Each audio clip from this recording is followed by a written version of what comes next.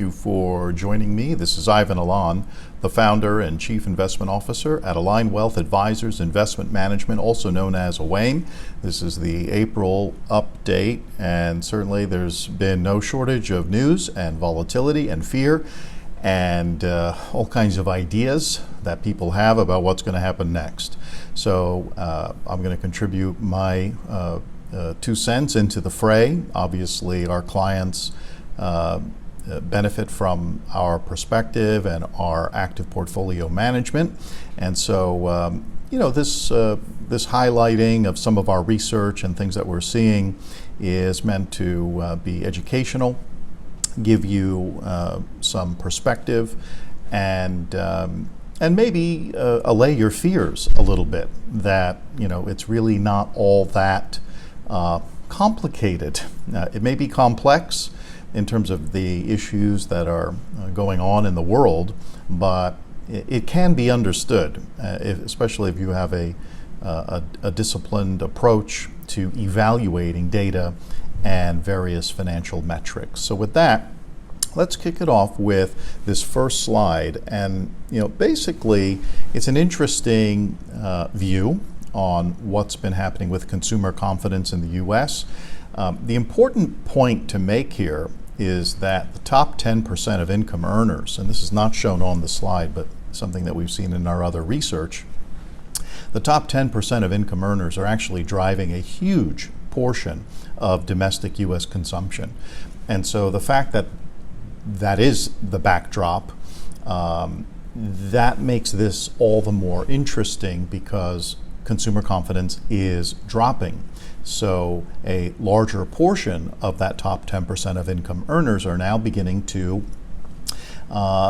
maybe curb their spending a bit. And if they're beginning to curb their spending, that's where you hear a lot of recession risk increases start to take root, and those concerns show up in the economy. The bottom 50% of income earners have already been pretty tightly squeezed. They've been turning to their credit cards in order to keep up with spending and meet those inflationary pressures that they've been experiencing over the past couple of years. And so this is something very much to be looking at and monitoring, seeing what happens with these top 10% of earners.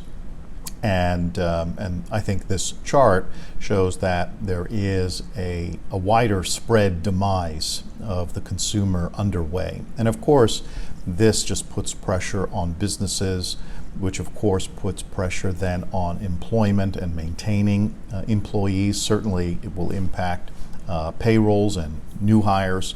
So it's an important element to keep in your front view.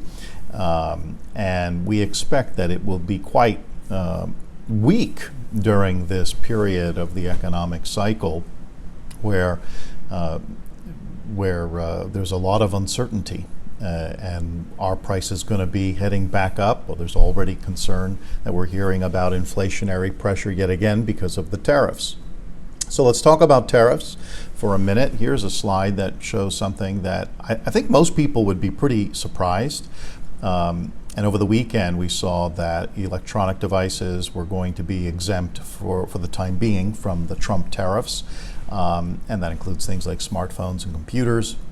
But you can see, China exports smartphones and computers elsewhere in the world at a significantly larger volume than they do export to the U.S. So this is, and that black area that you see there is what China is exporting to the U.S. And you can see that it just isn't a lot when you start to get away from smartphones and computers. China really is exporting quite a bit to other parts of the world, and the U.S. is importing a lot from elsewhere in the world as well. Look at commodities as significantly from elsewhere. A little bit more actually in smartphones coming from elsewhere other than China. A lot more computers coming from elsewhere other than China.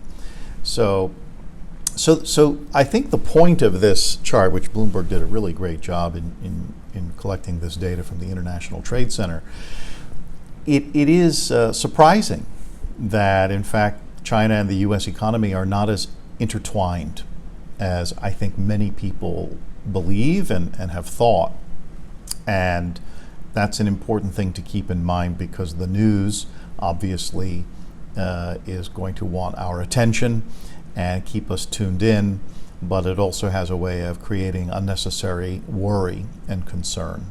And so keep this in the back of your mind. U.S. and China, although of course still important trading partners, still the number one and number two economies in the world, they're much less entwined with one another economically than they have been over the past, call it 10, 15 years. So that's a good thing. And I think a lot of this changed, of course, post-pandemic, where supply chains really shifted quite dramatically for these nations. Here's an important chart to keep in mind when thinking about where to be investing. And we actually made an allocation along this theme earlier this year, which is free cash flow yield is a really important financial metric to keep in touch with, because anytime you're looking at yield, look at yield in relation to other fixed income instruments. So for example, right now the 2-year is actually below 4% in the U.S.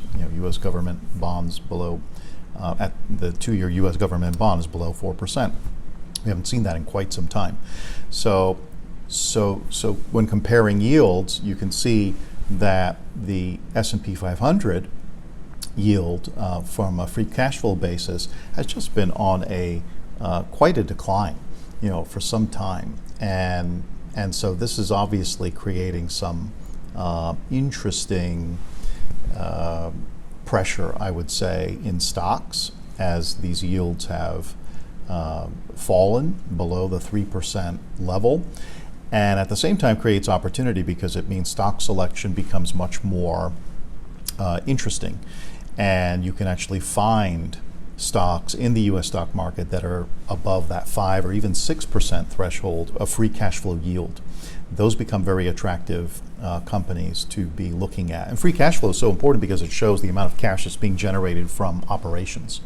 So, which is great, because if you're generating a lot of cash, it means that you're going to actually be in a position to meet your increasing bill payments and interest payments on your bonds, and you can keep your employees and maybe even hire some more people. Maybe you can actually be opportunistic in expansion when other companies are up against it from a cash flow perspective. So keep that in mind. Free cash flow yield is just such a beautiful financial metric to look at, to reference. And anytime you see a financial metric hitting new highs or new lows, in this case new lows that we haven't seen in over 2 decades, I think that indicates something important. But again, this is looking at the S&P 500 on a weighted average basis. If you're pinpointing opportunities of individual securities within that population that are demonstrating significantly higher free cash flow, that could be a very interesting place to allocate. And then along these lines, looking at option-adjusted spreads. Spreads, as they widen, indicate just more perception of risk, or more of an expectation of risk, perhaps default risk. And you can see here over the past year, and this is through early April of 2024, it hit a peak. So spreads have widened quite significantly. And we like that. We like that because we've been waiting for this to happen. And if you've been watching other videos of mine or reading some of my Forbes articles, I've been talking about this, which is when yields or spreads are highly, highly compressed like this. This is an indication that there isn't much risk perception in the marketplace, which means you're not going to have any of this risk priced into bonds, which means bonds will tend to be a little bit more expensive, which means yields will tend to be a little bit lower. So this past week, last week, we were actually able to go into the market and buy yields at some pretty decent rates, over 7.5%. And like I mentioned before, when the 2-year is now below 4% in the U.S. Government bonds, that starts to be very attractive, starts to look very interesting. And the average maturity on these high yield bonds in the U.S. market is around 3.5 years, 3.2 years. So it's not like we're going out 10 years buying a bond. We're going out of just a few years and buying in at over 7.5, maybe 7.8% yield. That is extremely, I'd say, exciting, because that's new cash flow, higher, richer cash flow flowing into the portfolio that then supports total return. And lastly, just hitting back on the trade topic once again, that it seems to be, and this is going back to that Bloomberg piece from where they've collected information from the International Trade Center. It just actually looks and is the fact that the U.S. needs Chinese exports more than China needs U.S. imports, and this is quite an interesting situation, especially when you think of brinkmanship and the impact of Trump tariffs and how dedicated the administration may be to maintaining this position and imposing such high tariffs on Chinese goods into the U.S. market. Meanwhile, China has a lot of other trading partners. Over the past 2 decades, China's done a phenomenal job in diversifying its trading partnerships away from the United States, and so this is something to certainly be aware of, and then even more generally, looking at this chart, it's not like we're at 30-40% of exports and imports for these economies. We're in the high teens. So there's a lot of other trading partners that the U.S. has. There's a lot of other trading partners, more so, that China has as well.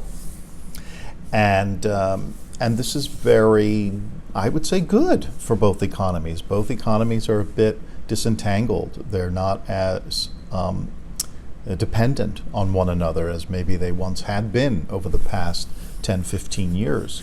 And a lot of this has happened post-pandemic, where supply chains, like I mentioned, were shifted quite dramatically.